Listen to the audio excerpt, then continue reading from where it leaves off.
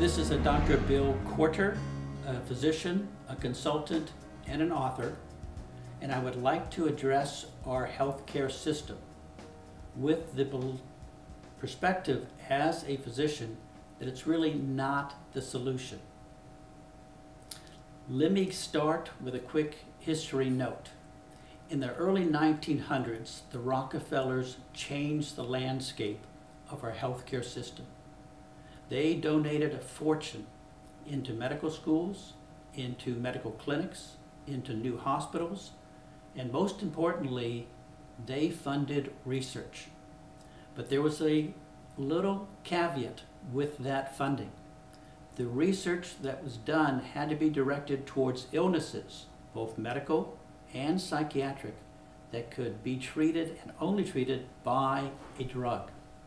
So the end result, when we come 100+ years later, is we have a healthcare industry that is dominated by the pharmaceutical industry. The average physician visit today is 7 minutes long. That's enough time to give a complaint and receive a prescription. That system is not working. You don't have to take my word. You can take the word of the World Health Organization that ranks healthcare systems.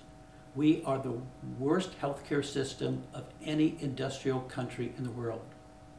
When they add in small countries, all the countries in the world, we usually rank in the 30s. Costa Rica's healthcare system is ranked higher than ours. Colombia's healthcare system is ranked higher than ours. Typically, on a year-by-year basis, we barely are better than Cuba's healthcare system. So why is that important? It's important because the majority of adults in this country are on at least one pharmaceutical drug a day.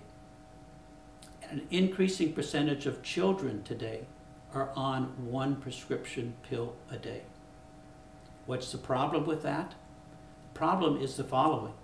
The third leading cause of death in this country, after heart disease and cancer, is physician-related deaths. And those deaths relate to drug interactions, adverse medication interactions. They relate to medical treatments or surgeries that go south. So going to see the physician, going to the hospital is not the solution. One example, let's take cancer. We've been fighting cancer since the war on cancer in the 1970s. Politicians would tell you it's been a huge success. I think a lot of physicians would tell you it's been a huge success. But you and I, right now, each of us has a 30 to 40% lifetime chance of getting cancer. And if we get cancer, what's going to happen?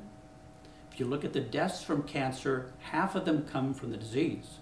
But half of the people with cancer die from the treatment, not from the disease. So the key for all of us is not to get the disease. The key for all of us is to stay healthy. That is a challenge in a world with increasing toxicity that we've already discussed. But it's a challenge where we can develop new habits. It's a challenge where we can develop better self-care, prevention of illnesses, and kind of self-treatment of those illnesses that we do catch.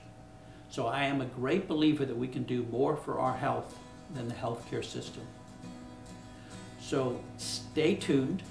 We're going to address these habits. We're going to try to improve our health. And collectively, we're going to educate each other on how to have a healthier life and a happier life and a better life. So stay tuned. Thank you very much for listening. And if this resonates with you, check the website, log into our videos, subscribe to the videos. It's all free and it's to help you. Thank you.